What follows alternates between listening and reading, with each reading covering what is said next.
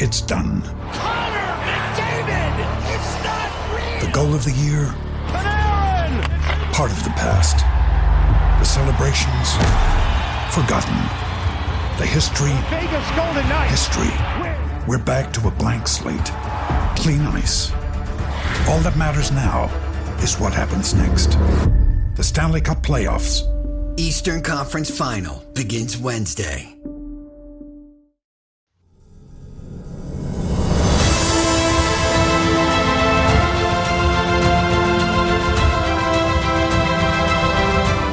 Welcome to Scarlets Fever, the home of Saucepan Central and Westerer is Besterer.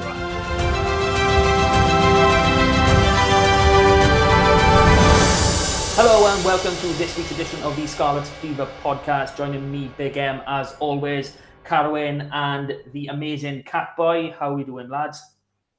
Very good, thanks. Thank you. Yes, yeah, it's a good week to be recording. Very good week. So, obviously, Friday aside, how's your week been, lad?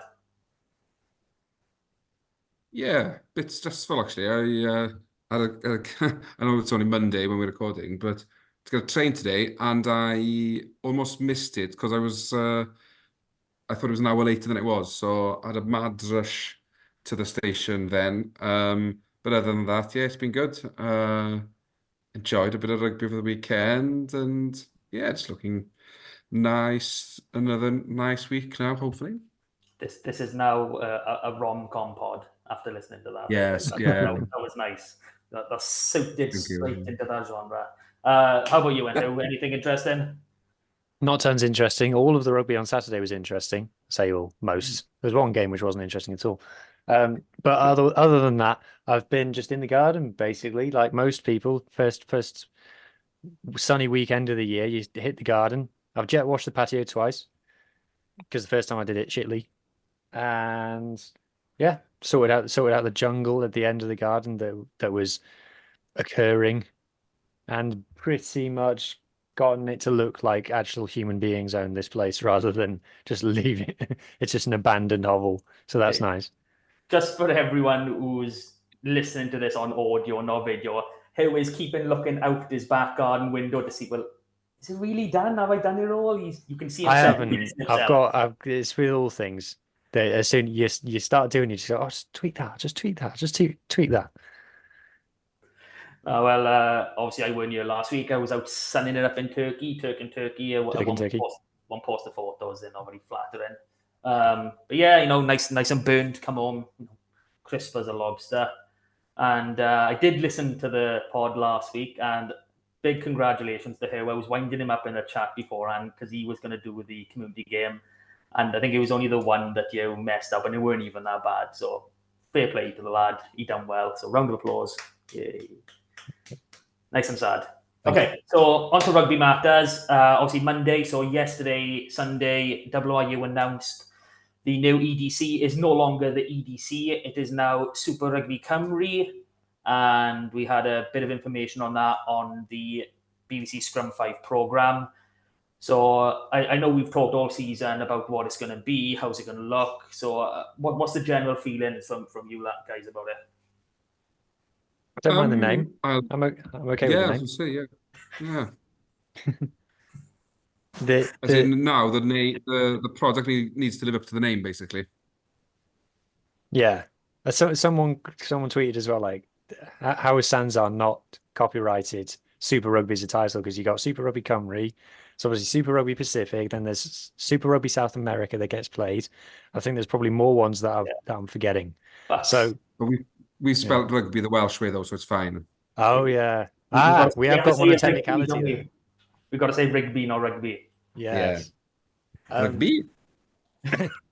Like we basically, since we've known what the format is going to be for a while in terms of a league and then a cup, and we've known that there's 10 teams in it, which, to be honest with you, I think 10 is probably too many. I would have gone 8, but Nigel Walker did say on Scrum 5, and we'll talk about the things that Nigel Walker said, but one thing he did say later on was that he understands why people would be resistant from going from 13 down to 8 straight away. So it is a compromise, I think, being at 10.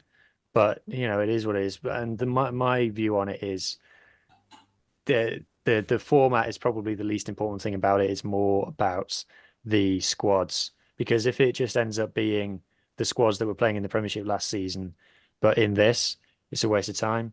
We need to understand exactly what these squads are going to look like, and from our point of view, what Quins and Drovers are going to look like, who the Scarlets players they're going to be having are. That's what we're interested in. So that's the announcement that I'm most looking forward to. Yeah, that there are some key details that are missing, because Wales Online posted a more comprehensive report on exactly what's going to be there, and I think it was a squad of 35. I haven't got it up, so please don't put it. And then they can have a dual registered, blah blah blah. But we need to know how many academy players each team is going to get. That's the main sticking point. What's the requirement for every match day 15, 23? Those are the key sticking points that will tell us whether or not this is going to be an actual development competition or it's a revamped Premiership. If we go back to the start of the season when they first announced this, I mean, there was obviously a lot of issues from Cardiff, Merthyr and Pontypridd about not having enough home games. And I don't know where the switches come, because, the first time we heard of it, it was going to be a couple months before Christmas and then a couple months during the Six Nations. And it's completely not that at all. It's a full league season. So, you're 18 league games, 9 home, 9 away, plus this cup competition, which is another 2 home, 2 away to make it 11 each. And I think the one thing that's disappointed me is the fact that I do agree that it does need to follow our season so players can keep fit, etc. But they needed to be playing during the international periods. Yeah, I agree. So when our squad players are not with the internationals, they can drop down and play with these academy players.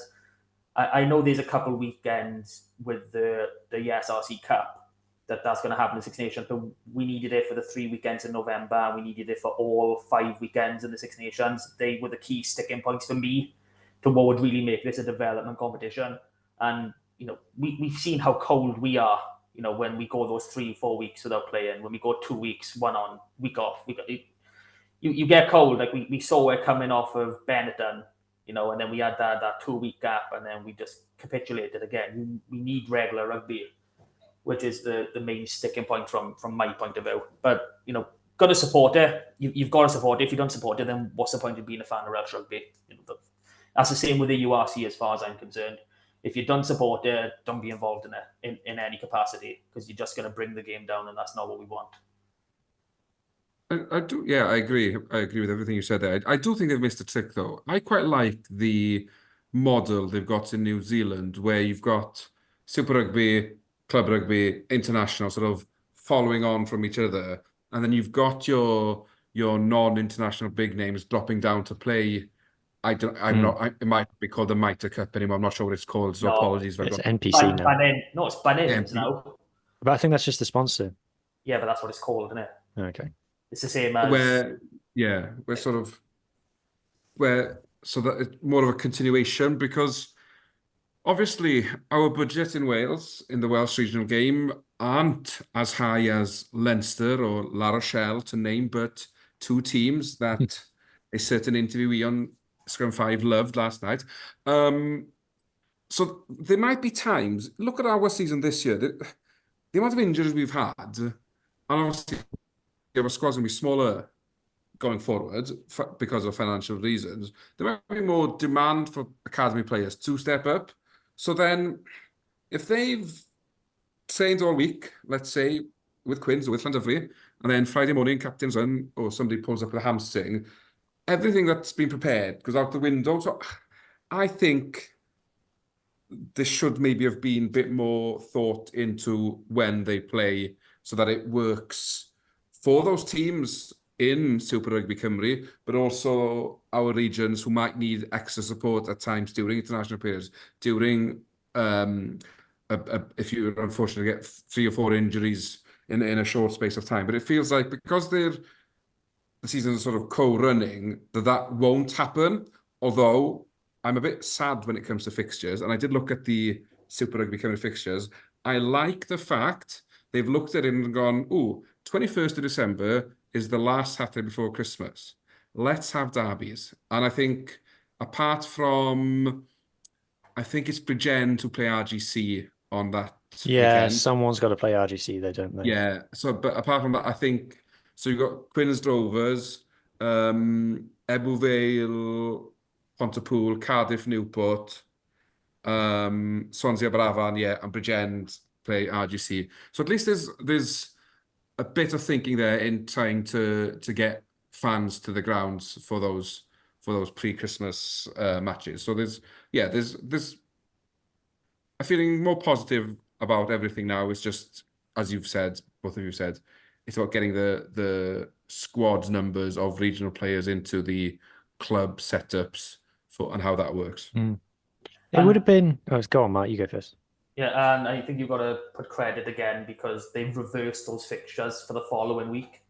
So the 21st and the 28th. I mean, even though if you look on the poster, they've put the derby round for the 4th of January instead of the 21st of December, when it actually is. But, the fixtures are reversed week on week, so the 21st and the 28th. So, at Christmas, and unless you're Bridgend, you're not going very far, which is nice. I mean, or RGC, obviously. Yeah, I did wonder whether there might be it might have been cool to have it played during the summer of the league and have it as summer rugby, but then I kind of realized, well, Harley was telling me about how it's difficult to come by grounds in the summer because all the clubs are used for cricket, and also the international World Championship, the Under-20s World Championship, is in the summer, or during the summer months, so. A lot of the top players who will be playing in this competition would go off, so that would be a bit lost. So I kind of see it like Carwyn said. There's a couple of things that I would tweak, and I think there's a couple of opportunities maybe missed. But like you said, Mark, it's time to get on board now. Really, once we've seen the squads, that's the only caveat I'm putting over it. Well, one positive we do have, we know TN Sparrow is being with Llandovery. We knew that from a few weeks ago. Quadruple winners. Quadruple winners, yes. They've added the SRC Challenger Shield to the repertoire. And am I right in thinking they only defended in home games? That's right. So, first week of the season, they're guaranteed to keep it because they're away to Pontypool. Yeah, so their first defence will be in the second round on the 21st of September at home to RGC. So, would like to think they'll get at least one defence in there. But no, in terms of the squad makes up, we know from the Scarlets' point of view, we know that Ian Sparrow is going to be with Llandovery. He was pictured with Adam Warren and, I forget his name, head coach. I always call him in my head. I don't know why. Oh, it's his initials. But he was photo there for the announcement. So we know he's there. We know the sort of player he is watching the 18s, and it's going to be interesting to see him and many, many more play on a regular basis. So we'll cut that where it is. I mean, we could probably go on for hours if we really wanted. So scrum 5, Lauren Jenkins scored a 5th round knockout against Nigel Walker. How are we all feeling after watching that? You go first, Carwyn. Well, was in big chance now, big TV interview, chance to really put regional rugby's fans' minds at ease, and anybody with any interest in international. This was the chance to sort of say, da da da da da da. And I just felt, as you say, I wouldn't have given to the 5th round. I thought Lauren Jenkins took him to the cleaners. I'm just, I don't know. It's just a bit worried that the thinking that some of these people working at the WRA have, as in, he's talking about finding an extra 2 million pool of money for each region, yet admitting that they're running a loss as it stands. And at the moment, Welsh rugby isn't marketable to bring in international sponsorship, as in there's no sort of appeal to it, as in our international teams between men and women won one game this year in the Six Nations. It's just, I don't know. I think he's living in a bit of a cuckoo land, and I just felt like he had a speech prepared to read out, and regardless of what Lauren asked him, who I thought interviewed very well and pushed him as much as she probably could without him walking off. I just again feel like a lot of questions unanswered and a lot of uncertainty. And when he got to the amount of regional teams, he just chucked a lot of numbers about to make it sound like important. But the reality is, at one stage, the WRU owned the region. If they wanted to reduce to 3, that was the perfect time to do it. Now that they've gone back to private ownership, all 4 regions, it is very much harder for them to get to lose the region. So I don't know, I'm just fed up of hearing the same old things. I think from my point of view, what possessed him to even go on? Like, I know he had the announcement of Super Rugby Cymru, but why did that have to be this weekend? Why not leave it till did he see that like 3 Welsh regions won and was like, let's capitalize on some good feeling? Like, why not leave it until 3 weeks time when when the season's over for all of the regions, and do it then, when he's got like free space to talk about it? What possessed him to go on with Lauren Jenkins on where you knew she was going to skewer him? Like, my favorite moment was she asked him a question and he gave a long spiel, and then she went, okay, let's just have a look at the numbers. And you could see in his eyes he was like, oh no. And she like turned the page over in her notes. It's like, oh god. The thing with the number of regions. So, full disclosure, I didn't watch this interview until this evening. I don't watch Scrum 5 normally. And I saw obviously everyone kicking off about it. And I thought, yeah, maybe it's like one of those out of context things. The BBC headline that they put out, was the only word that was quoted was the word option. So maybe I thought, oh, maybe he's like tried to play it down and move on, and they've pushed him into saying it. But no, he spoke for a good 3 minutes about reducing the number of regions. And to me, the way that I interpret it, and this is my interpretation, other people's interpretation may be different, and that's fine. My interpretation is that he is open to reducing the number of regions, and they are regularly talking about it. So I don't know. I don't know whether it's even the right thing to say, with respect to our sister pods.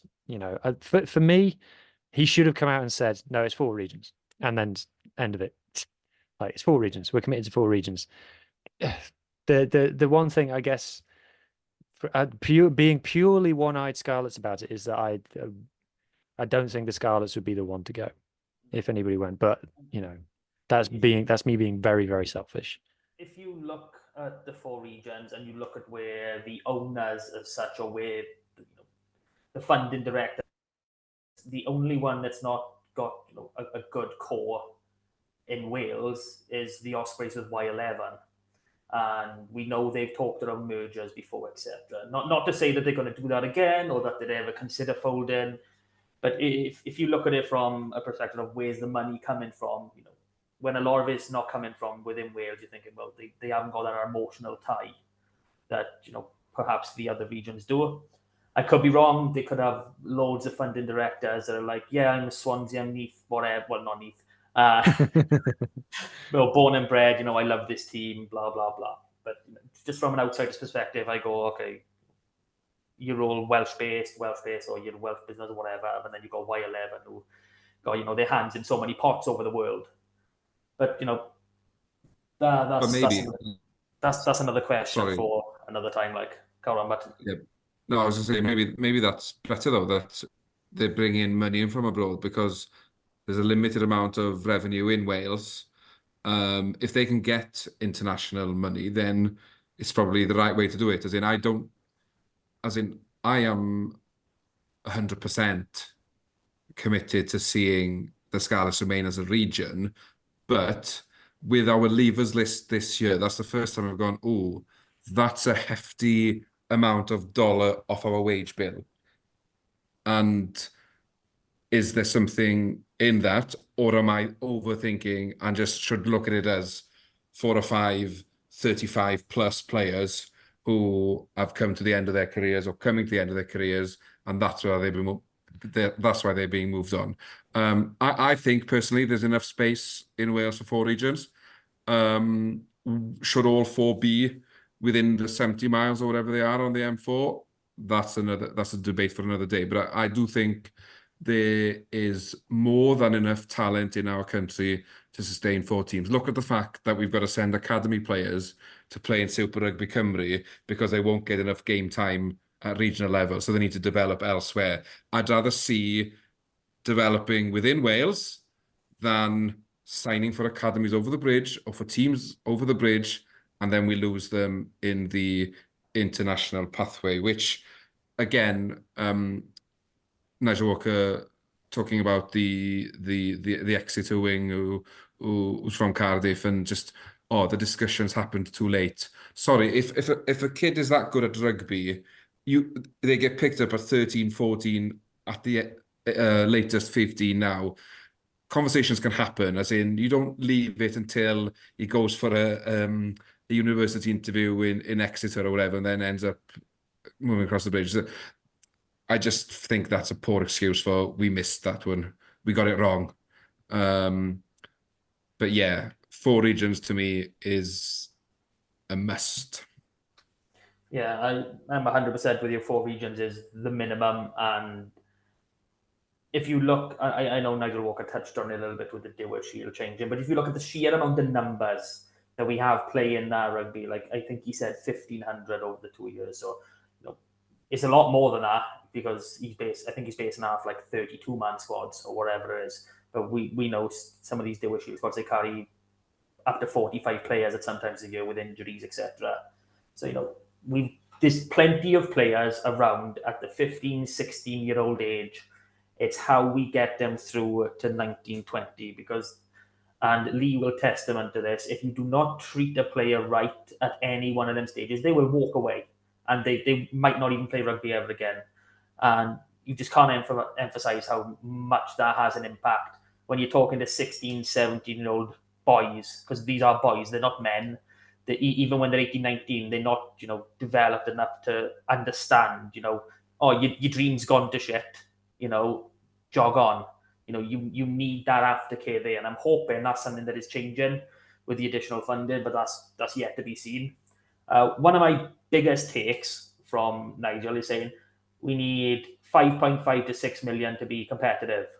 Well, we got 5.2 million this year, so 5.5 is 1 more player. So are you telling me if we had 1 more player, we would be competitive? And then he tops that off by saying, we're still driving costs down. We want to increase the budget, but we're driving everything down first. Okay. And then just either contradicts or things that don't make sense. I mean, we've not come out to this interview knowing anything new or anything different. I mean, he could have just said, we're committed, like you said, we're committed to the 4 regions. End of. We've looked at 3, there'll be 3 on the table, but for the next 3-4 years, however long our contract is with the URC, we are sticking with 4. End of. Does anyone have any more points they want to talk about, or do we just want to maybe big up Lauren a bit more before going off? Yeah, she did very well. Yeah, like I said, I don't know what prompted him to go on and go put himself through that. It's a bizarre decision. To go for an interview is one. To go for a live, especially because they've got the commitment to produce the new strategy next month. Just leave it a month, Nigel. Just something concrete to say. I thought James Hook did quite well pushing him as well. I thought Hooky wanted to. But if you look at the interaction between Nigel and James, it was like, being in the academy without trying to tell everyone what he actually knew. It's like, this isn't a private conversation with someone who has X amount of knowledge. This is a public forum that you're giving out to the entire country. You can't just say, this, and expect everyone else to know as well. Just beggars belief, man.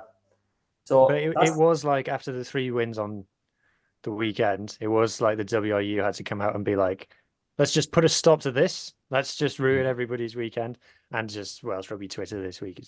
This week, it's been 24 hours, has been just back to its best, brackets worst.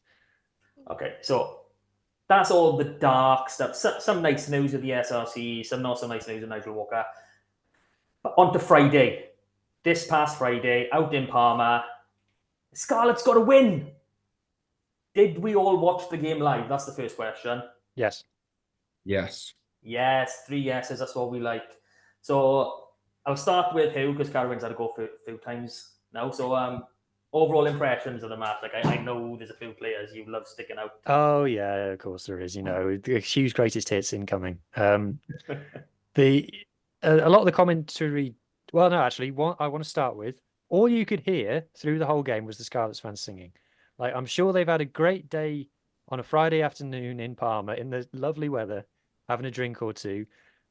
Someone tried to take the piss and say, "Oh, they've been all on bottles of prosecco," and then our friend Joe wrote in to say, "We tried to find bottles of prosecco, no one was selling any, so we had to make do with glasses of prosecco." So fair play. Hard life. The actual game itself, well, yeah, just to finish on that, considering the how rough the season is, to have a cohort of fans go over to Italy and drown out their home fans. It was the same in Connacht as well earlier this season. All you could do was the Scarlets fans during that.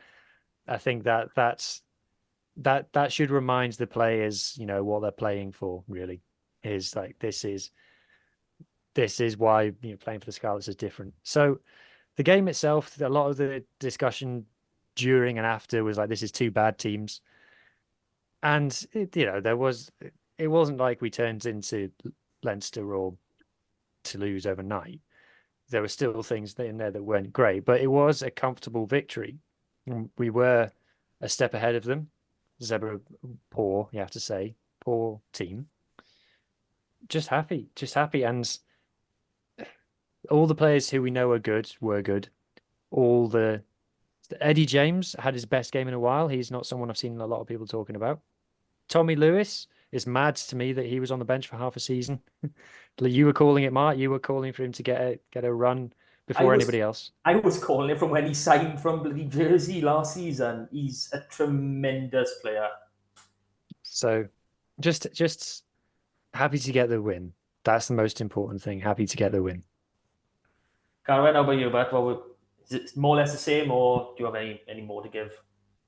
Well, when you think, a lot of people thought Zebra would do us, that this was their chance to beat us at home. This was their cup final, and they sort of set up to play like that. And yes, it wasn't a spectacle, but neither side has played rugby this season that made anybody think it was going to be any different. The truth of the matter was, the Scarlets had to win to A, avoid being finished as the bottom Welsh region, and B, to start building confidence for next season. I think I called it on this pod and on the Welsh language pod last week. Momentum for next season started against Zebra. You win that with a bonus point. We somehow find a way of finally defeating the Dragons at Judgment Day and get a bonus point. And we finish with 2 big wins to end the season. Yes, arguably against the 2 weakest teams in the league. That's not our fault. That's how the fixtures came out. It's to our benefit. We've got to take advantage of that and finish on a high. It was nice to see us scoring a few tries. I know we've struggled this season, but one thing I've got to say, and this isn't sort of in any way detrimental to Johan Lloyd's performance, but when Sam Costello came on the pitch, he seemed to lift the game. He seemed to change everything.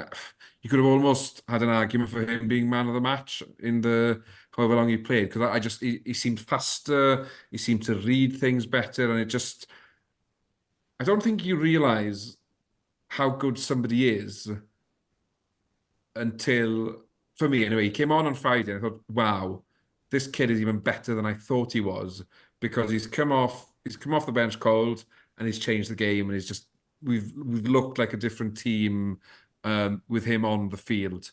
But to me, signs that there's something to build on now. And I think that's something we haven't had all year, is a foundation to build anything on. We just need to back that up now at Judgment Day, as in not go back to our old ways. Think, right, this is the bar we've set. We keep building from that and see where we end up. Yeah, I'm happy with that, and yeah, we didn't concede a single point once Sam had come on. And something interesting I picked up, all season, Costello has only played, 2 consecutive games. So, Friday, Saturday, Sunday, following Friday, Saturday, Sunday, once for us all season. He's played consecutive games where we've had weeks off in between, but only once has he started 2 in a row. And that's just astounded me. And I think that can play into why we've had such a poor season. I know Hill has been banging on it for a long time. We are a different outfit with Costello on the field. Few honourable mentions. I would have said this last week as well, because I noticed it against the Ulster game.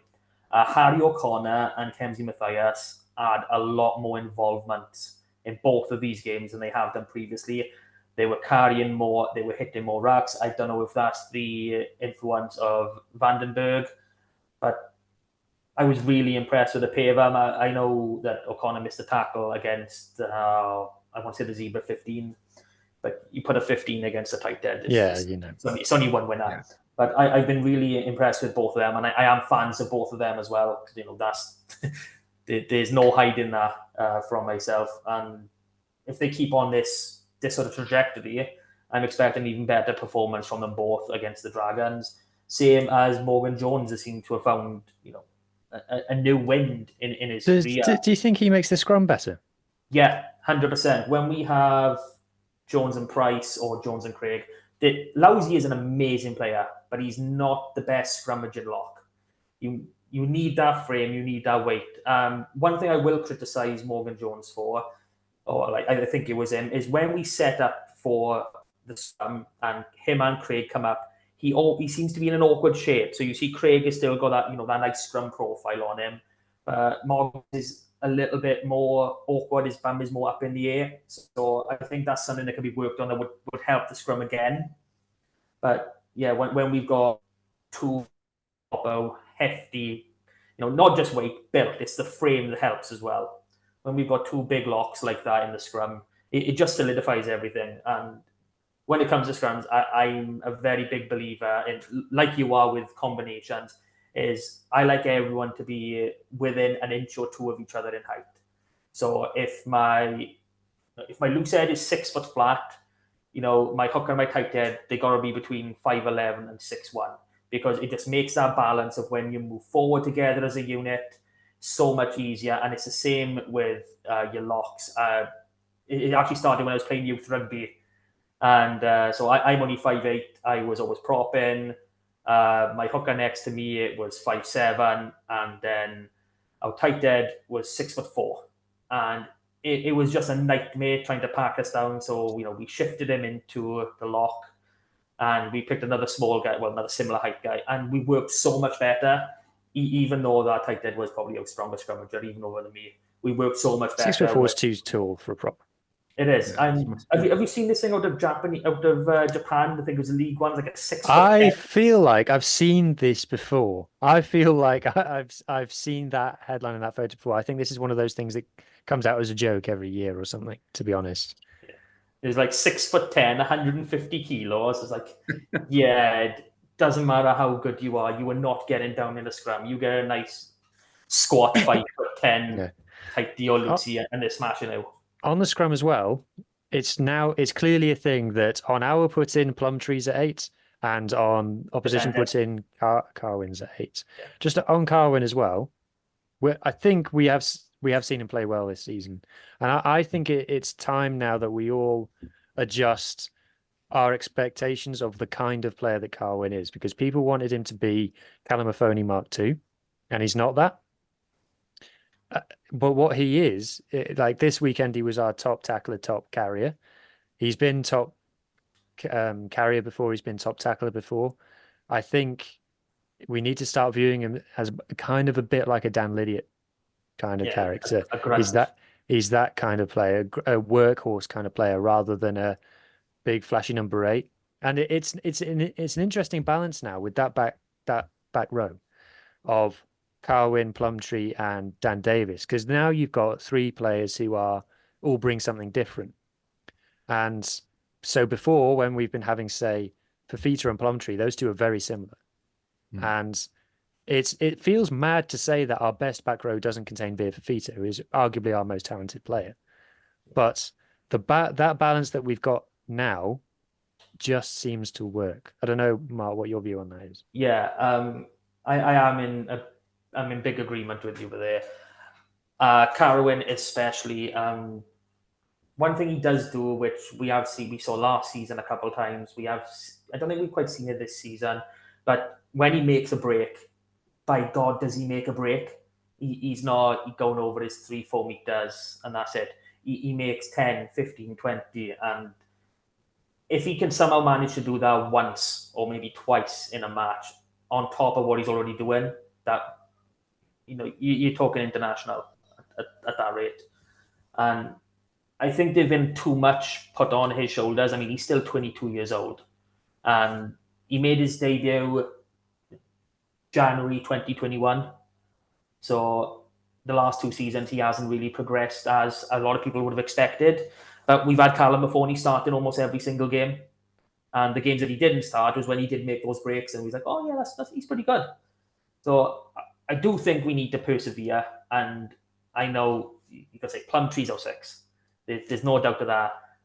I feel we got to stick with Carwyn at 8 just because he's not going to develop otherwise. I don't think he's going to develop off the bench. He's not going to learn fast enough.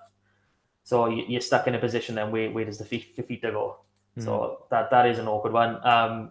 The balance is good. I would prefer Dan Davis of 2-3 years ago, someone who poaches a lot more, someone who's more in that ruck. He does still do it. He does still get the turnovers, but he's not where he used to be, where now his game is a lot more physical, where he used to always be in the ruck. I think that's the only thing I'd want to change in that back row if I could get my 7 to pilfer a little bit more. I think Carwyn's downfall is the fact that when he first burst on the scene, he was this monster of a sized 18-year-old, and people are expecting him to just pick up from where Callum Mahoney left off.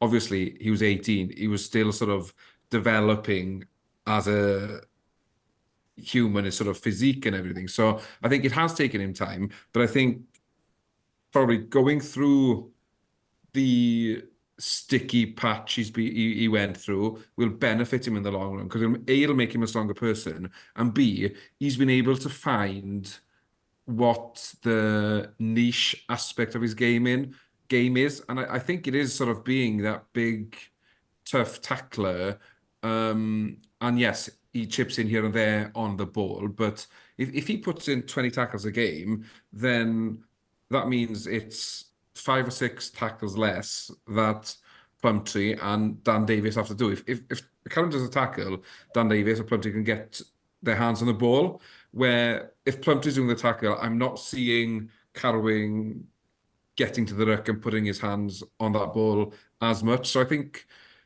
it's finding the balance, and I think the balance is there.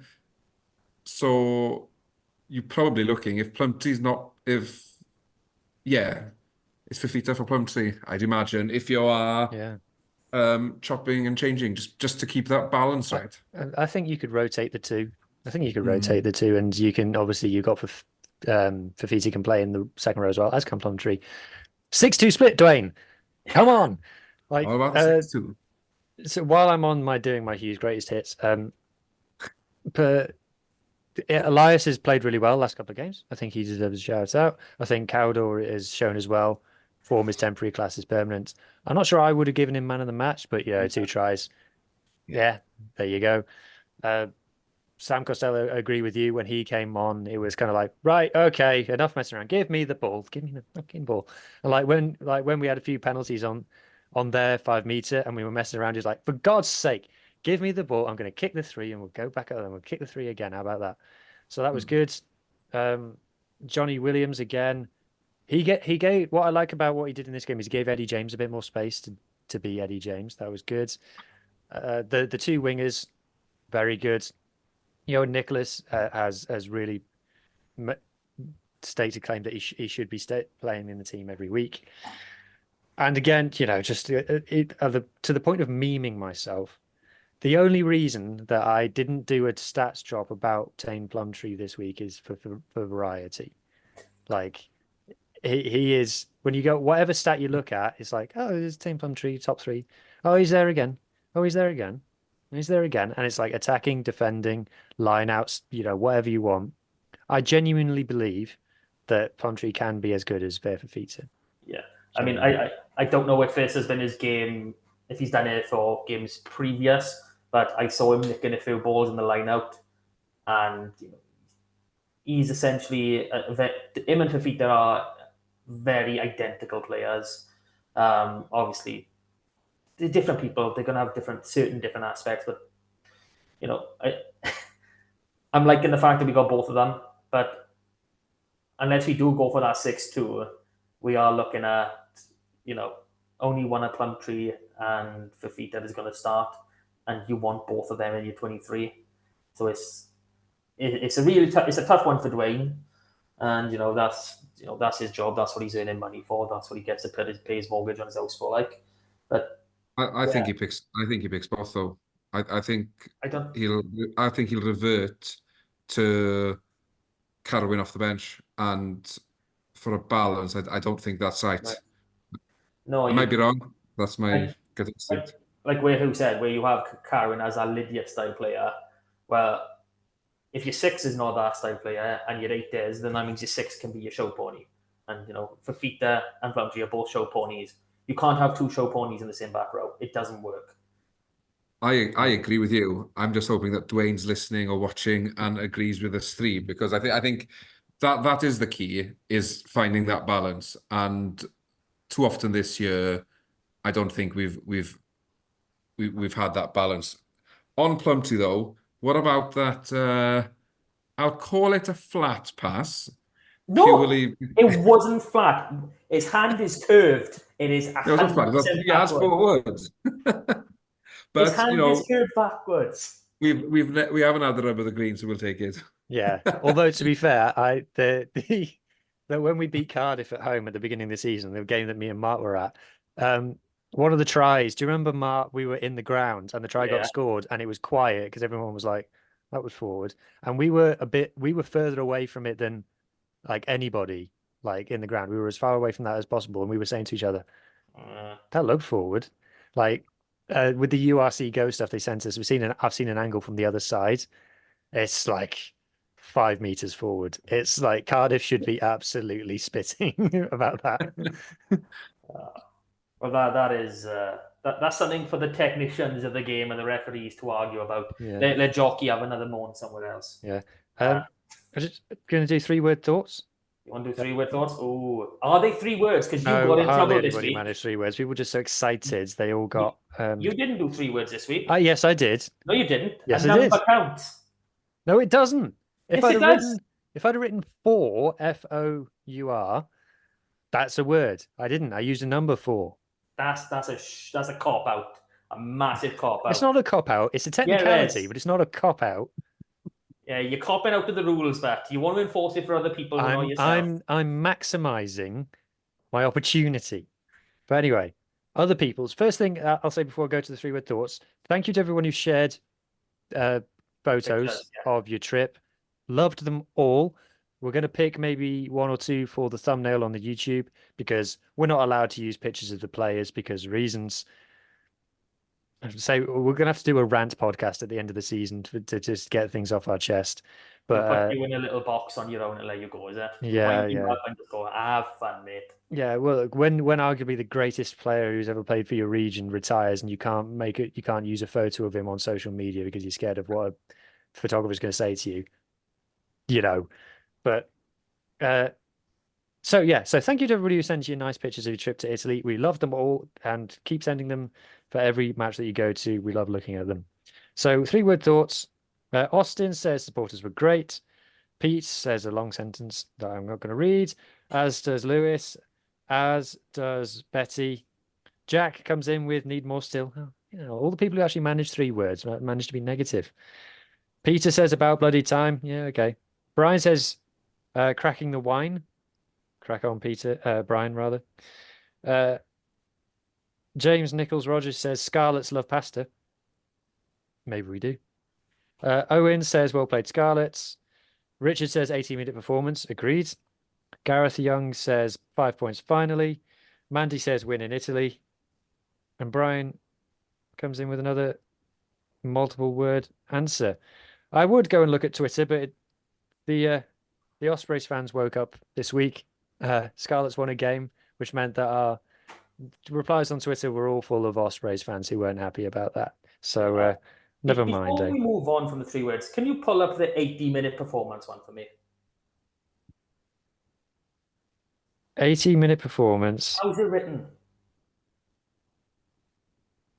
Hang on, I can't find it now. 80. Yeah, 80 is word-wise. No, is there digits in it? No, it's spelt in English words. Can you prove it? Yes, I can prove it. I don't think you can, see. Yes, I can. I just have to put He won't bring it up to the screen. He won't bring it up to the screen. Oh, no. Richard Morgan. Oh, look, he's keeping it blurred. Oh my God, why is he keeping it blurred for? I'm going to screenshot it and put it in the chat. Just winding up. I was hoping it was 8-0, but who knows his technicalities very well, apparently. Yeah. Okay, so no game this week. We'll get on to our final game next week. But the Scarlets have, not prematurely in this one, but put out the Player of the Season vote. So we've had Gareth Davis, Alex Craig, Johan Nicholas, Johan Lloyd, Ryan Elias, and Johnny Williams as the 6 nominees for our Player of the Season. Do you think anyone is in there a bit unjustly, or do you think that's probably a fair reflection on the season? I think it's quite a fair reflection of it. It's not been the easiest of seasons to pick probably six nominees. Yeah, as in I can't begrudge any of the 6 say they don't deserve to be there. So yeah, I think I've expected maybe for Costello to be in the mix because he seems to have been our go-to in everything this year. But yeah, I think whichever one of those 6 wins it can feel they've probably done enough to deserve it this season. Yeah, I mean, where Costello's concerned, he's only played in 6 games. Well, he's only started 6 games, I should say. So even though he has been great, that's the thing, isn't it? Yeah. Might be a bit unfair to put him in there. If we do a young player, I mean, I very much expect Eddie James to be on that list. But yeah, Leather Barrow had a fantastic first half of the season. He did. He was absolutely outstanding, and quite frankly, if he was fit, I would be slotting him at 7. But he's not. We still haven't had confirmation of whether or not he's staying or leaving, which I think would be a catastrophe if he leaves. But there we go on that front. So I already know who's going to be voting for and who I will be voting for, and that's Alex Craig. So, Carwyn, which one of the 6 of you put you a lot in with? Yeah, I think it's tough. I do love a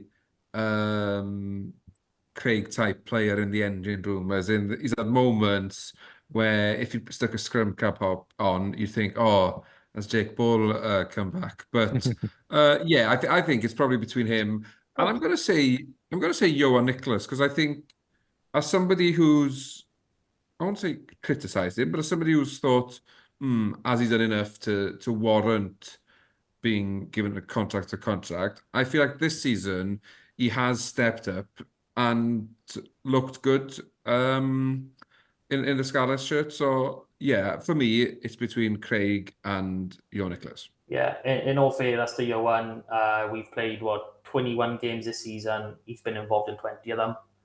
So for versatility and perseverance, he has been there day in, day out. And I think we all underestimate how good of a player he actually is because of his versatility. Whether he's playing on the wing or in the centres or full back, he does a job for us no matter what. And I'm quite comfortable with him, at full back at the minute. And then I would very much hope that he doesn't move for this last game, even if Rodgers is back fit. But if Rodgers does come back fit, I'd probably expect him to go on the wing for Combia. But again, another story for another day. So is that mean your vote is going with Nicholas? Yeah, I'm going to say yes. I think it is. Yeah. Okay, so we're gonna log on to the Scarlets Twitter feed. We're gonna make sure that Carwyn's name is next to your and Nicholas on this voting form now. Yeah. Can I just for a bit of fun? So Scarlet's official supporters posted a picture of all the boys having coffee in Parma, and I always like seeing who sits with who. So Mark, you have to let me share the screen somehow. Share screen. Can I click on it? You should be able to do it. Oh, I got it now. Okay, cool. Right. Can you see that? Here we go. There we go. Right. There we go. Right. So what we got going on here? So this is more for the YouTube people. So this is good. So this is a photo that was posted to social. So I like to seeing who's best friends. So, oh, I just heard something weird in my headphones. Then that was weird. What I like about this though is clearly the person taking the photo has gone right. Everybody smile, and only half the boys are listening. But you can see over in the far right corner here, you got Tommy Lewis was paying attention, but he's sort of in the photo but not in the photo. Like he's a good boy. Tommy. He listens. So that's nice. Obviously, we got at the front. We got the cool kids table with Johan Lloyd, Johnny Williams, Tame Plumtree. Who's this guy? Is that Shenton? No, it's not Shenton, is it? I can't think.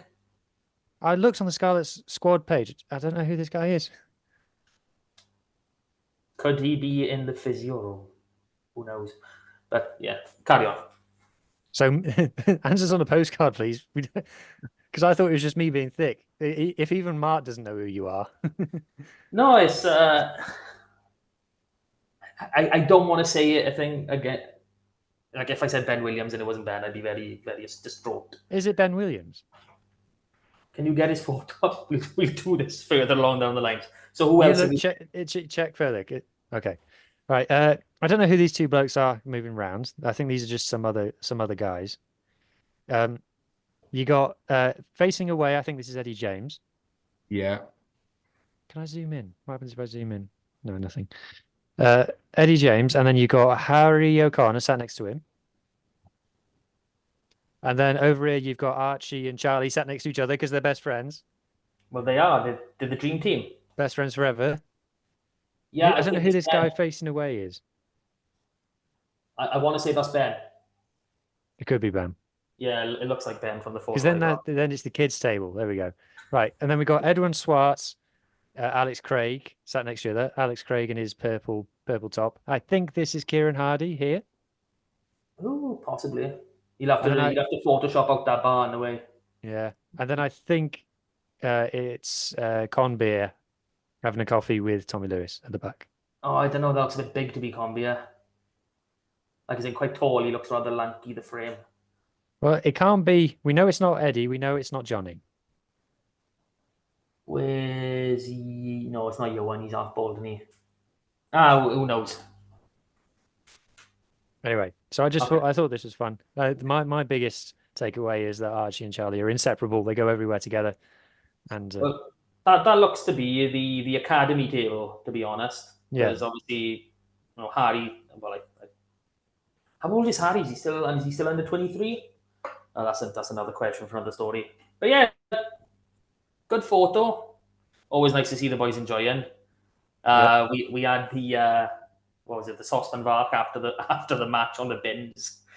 Oh, that was a nice. Yeah, that was good. But yeah, so that's the boys out in Parma. Obviously, they're coming back to the. I don't really want to say nice things about Cardiff, but they're going to be in Cardiff for a home game. Hey, look, we know now from the commentary that May in South Wales is unfavourable rugby conditions. Oh, especially Llanelli. It's boiling. You can barely play. It's unreasonable to expect rugby players to play in these conditions. Absolutely disgusting. They should be, striking, balloting, everything. They need more pay to play in there. So the other thing the Scarlets have released, which I think is a bit premature, is their try of the season. And so they've nominated 5 tries. So we've got Steph Evans against Cardiff, Carol Gareth Davis against Cardiff, Joe Roberts against Munster. That's my favourite one out of this bunch. A weird one in Edwin Swart against Benetton. I think it's Ben Williams. It's Ben Williams. Yeah. Yeah. It's because he's got stubble in the photo, but on his squad photo, he's not got any stubble. No, the face looks about right, doesn't it? Yeah. And then the 5th try is Ryan Elias against the Sharks. Have either of you had a chance to look at these tries? I can't find them. Where are they? They're on Twitter. If you go on Scarlets Rugby Twitter, you'll see try of the season. Out of those, I'm going Joe Roberts against Munster. Yeah, I'm liking Joe Roberts on it. My personal favourite is Plumtree's very, very backward offload from this past Friday. That didn't make the cut for whatever reason. I'm still quite disappointed in that. And Joe Roberts' one is the one that had me shouting the loudest. Because there was a moment, if you watch it back, there's a moment where he's not sure he's going to make it. Yeah, he sort of does that. No, it's before that. He makes the line break and he's through, and he can see 2 Munster players closing him down from either side, and you can see him make the decision of, am I going for it? And he goes, yeah, I'm going for it, and then he gets there. And the pullback assist from Eddie James. Yeah, that was so nice. That was the first time we saw him really use his hands in the Scarlets team.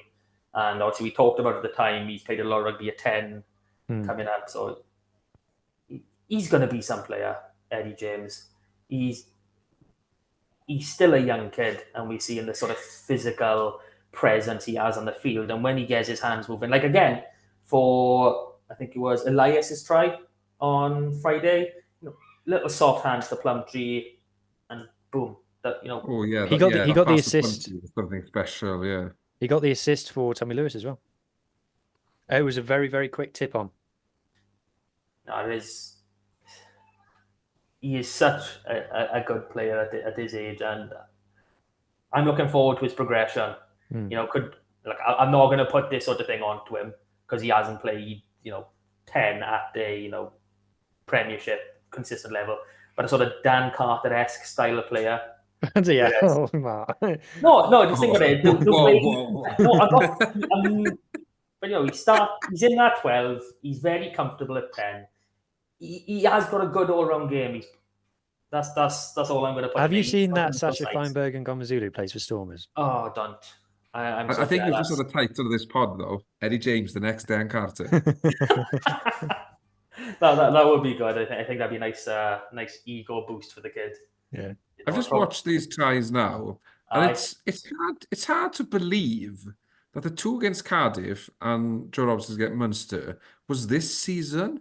It feels like such a long time since we did stuff like that. I do like Gareth Davis' tie, but that's a typical Gareth Davis tie. Which one is it? Because he scored like 3 tries against Cardiff in the 2 games. It's the one where John McNichol to Steph Evans. Steph Evans chips it over the top, and he sprints. In. The Ryan Elias one was quite special. Who doesn't love a hooker with a sidestep on him? It was a good try. They're all good tries, to be fair. I think the Benetton one is in there just because we were desperate for a win. Yeah. So, which is your favourite? We've got 2 votes for Joe. Where's Karen? Is he going to be different again? He's turned I up think in the dark mood. I think I am.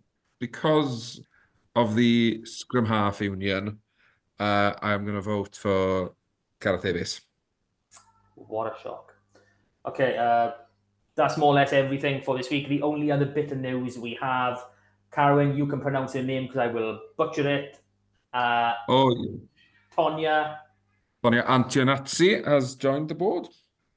Yeah, so that's. I think it's an all-round good appointment. Obviously she's an MP. That brings sort of some credibility with it. What are you guys' overall feelings towards this move? She's a Llanelli lady, played international rugby. I think it's a good move. She's clearly interested in rugby because she's sort of voiced her opinion on a few things in the past, and yeah, hopefully, with the women's game growing in Wales, that having her on the board, she'll be able to sort of have an influence and help bring that further forward again. I think it's good they spoke so much about her intent with the women's games and things. I think it's good to have someone who's an expert in that area. I in the press releases though, I've noticed that every press release that we put out lately has included the line "since the days at Stradey Park." Like everybody has been doing everything since the days at Stradey Park.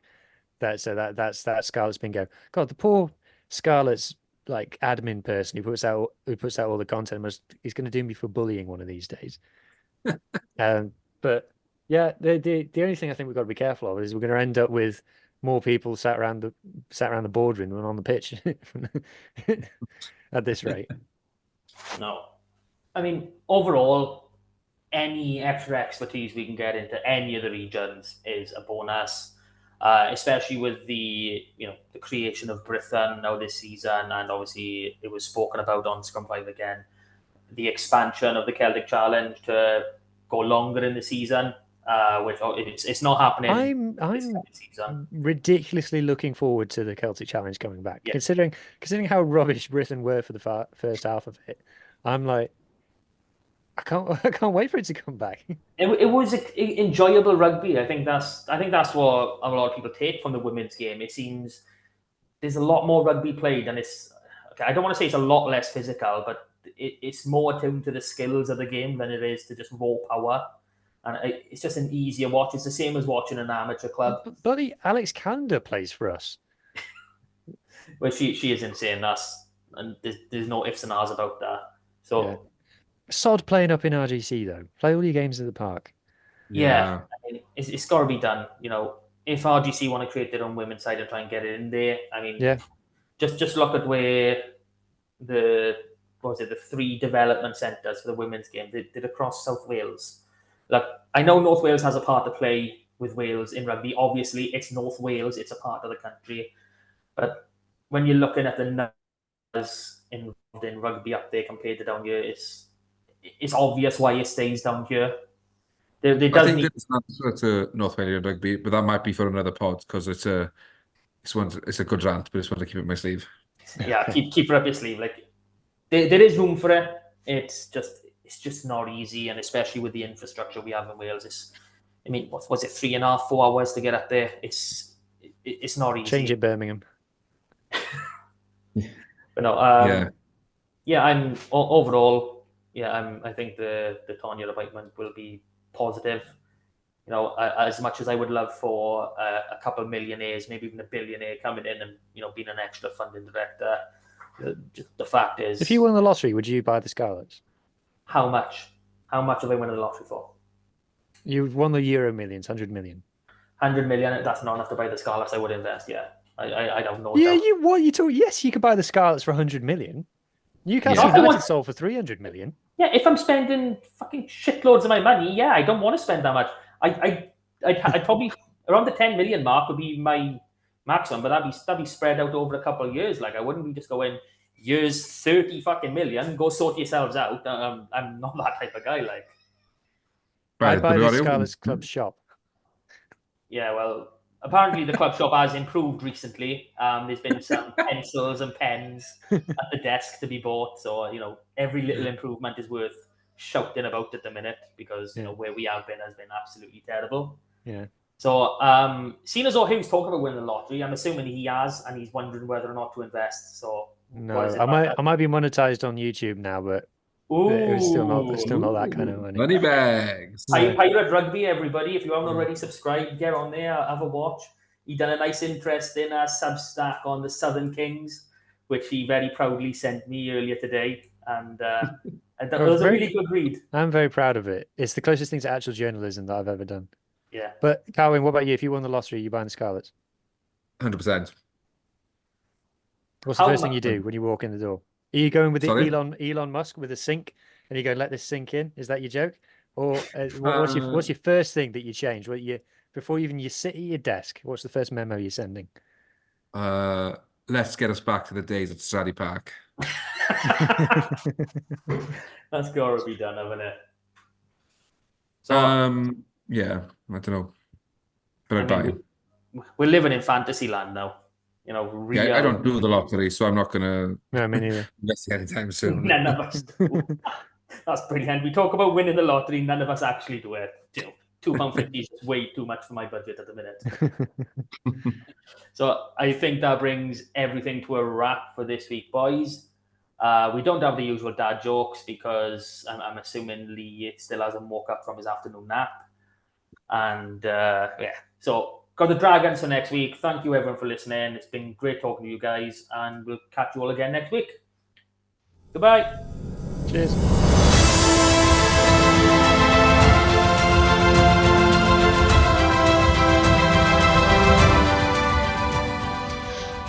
Thank you for listening to the Scarlets Fever podcast. We hope you enjoyed the show. Please subscribe, rate and review wherever you listen to us, as it really helps us spread the word. You can find us on all the usual social media channels or email us on welshregionalrugbypod@gmail.com. And remember, whatever the question, rugby is always the answer.